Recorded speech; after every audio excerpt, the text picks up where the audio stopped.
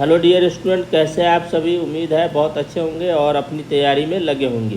प्यारे बच्चों, आज के इस वीडियो में हम बात करेंगे 67वीं बीपीएससी पीटी का जो 8 मई का पेपर हुआ था, उसमें कौन कौन से सब्जेक्ट से कितना क्वेश्चन पूछा गया था। उसके अलावा हम बात करेंगे कि री एग्ज़ाम की जो डेट है वो कब तक संभावित हो सकती है। देखिए, यूट्यूब पे बहुत सारे यूट्यूबर हैं और वो सब क्या करते हैं, हम जो बताएं उसी को कॉपी करके छाप देते हैं, है ना, कि री एग्ज़ाम इतना तारीख को होगा, री एग्ज़ाम इतना तारीख को होगा। लेकिन जितना भी डेट हमने आपको बताया था पहले भी कि 7 मई को ना हो के 8 मई को होगा, वो सारा चीज़ सही था। चलिए तो देख लेते हैं, एनालिसिस करते हैं। देखिए, 67वीं बीपीएससी पीटी में जो सबसे महत्वपूर्ण सेक्शन था वो था करंट अफेयर। और करंट अफेयर में बहुत सारे बच्चे जो है इस बार चौंक गए थे, क्योंकि इस बार जो बिहार स्पेशल से जो करंट अफेयर पूछा गया था उसकी संख्या कितनी थी, 12 क्वेश्चन थी। और 12 क्वेश्चन बनाना मतलब समझ रहे हैं, आपका सिलेक्शन ना हो, अगर नहीं हो रहा हो और आपने 12 क्वेश्चन सही कर दिया हो तो आप आसानी से सेलेक्ट हो जाते। तो बिहार करंट अफेयर बहुत ज़्यादा इम्पोर्टेंट था, 12 क्वेश्चन उससे पूछे गए थे। उसके बाद नेशनल और इंटरनेशनल, उसके अलावा स्कीम वगैरह से कुल मिला के जो है 18 क्वेश्चन पूछे गए थे। तो ये बहुत ज़्यादा इम्पोर्टेंट है, नेशनल इंटरनेशनल करंट अफेयर और बिहार दोनों को आप अच्छे से पढ़ लीजिएगा। उसके अलावा जो प्रधानमंत्री मोदी के द्वारा जो स्कीम चालू किया गया है उस सबको भी अच्छे से पढ़ के जाइएगा, ठीक ना। इसके लिए मैं आपको रिकमेंड करूंगा कि दृष्टि का जो आता है, अगर आप हिंदी मीडियम में है तो दृष्टि का, या फिर विजन आईएएस का आपको 365 ले लीजिए। अगर आप ये दोनों नहीं ले सकते तो प्रतियोगिता दर्पण आप पढ़ जाइए, इससे भी आपका काम हो जाएगा।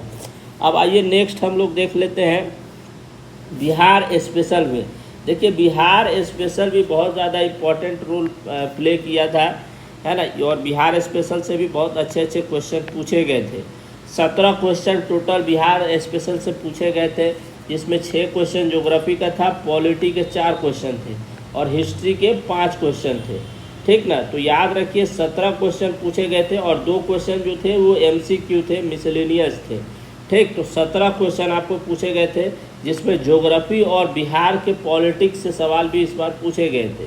हिस्ट्री से इस बार कम ही बिहार का पूछा गया था, 5 क्वेश्चन था मात्र, है ना। तो 17 क्वेश्चन आपको बिहार स्पेशल से पूछा गया था। उसके बाद बात करें साइंस से, इससे फिक्स 30 क्वेश्चन पूछा गया था। और इस बार साइंस के जो प्रश्न थे वो जनरली जो है आसान थे, मतलब कि पिछले बार की तुलना में। बायोलॉजी से टोटल 9 प्रश्न थे, केमिस्ट्री से भी 9 प्रश्न थे, जबकि फिजिक्स से इस बार 12 प्रश्न पूछे गए थे, ठीक। तो आप पूरा समझ गए होंगे कैसे आपको पढ़ना है, ये सारी चीज़ें आप जानते ही हैं।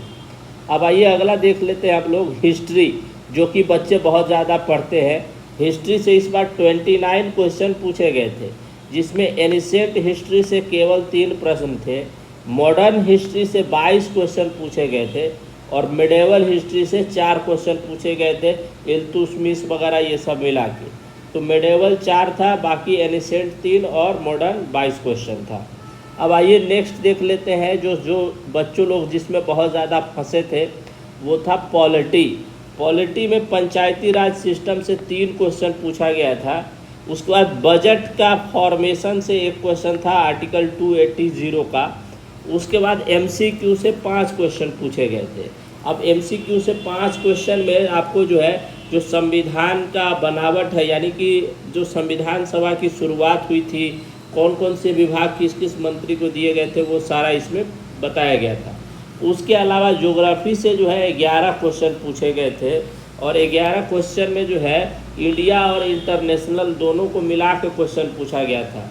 3-4 क्वेश्चन जो थे वो बहुत ही बेसिक क्वेश्चन थे, अर्थ को लेकर थे कि पृथ्वी का जो है उद्भव और ये सारी चीज़ें। उसके बाद गंगा प्लेट्यू से एक क्वेश्चन पूछा गया था। इसके अलावा जो है आपको मतलब कि 2-3 ऐसे क्वेश्चन थे, जैसे कि मेरे बुलर झील वगैरह के क्वेश्चन थे, झील से क्वेश्चन था। उसके अलावा जो टापू होता है, द्वीप होता है, उससे क्वेश्चन था। तो आप समझ रहे हैं ज्योग्राफी में आपको कौन सा सेक्शन पे ज़्यादा फोकस करना है ना। अगर बात करें री एग्ज़ाम की, तो देखिए प्यारे बच्चों, री एग्ज़ाम जो है इसमें 2 संभावनाएं बन रही है री एग्ज़ाम को लेकर।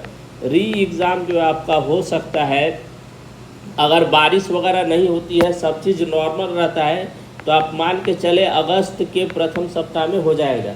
लेकिन अगर बारिश वगैरह ये सारी चीज़ें हो जाती है तो ये अगस्त से पहुंच जाएगा आपका अक्टूबर में।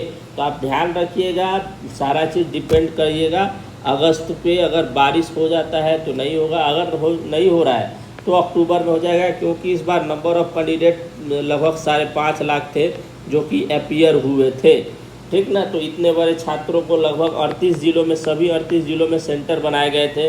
और उत्तर बिहार जो होता है वो क्या होता है, बारिश से जूझता है। तो समझ गए होंगे आपको कैसे क्या करना है। धन्यवाद।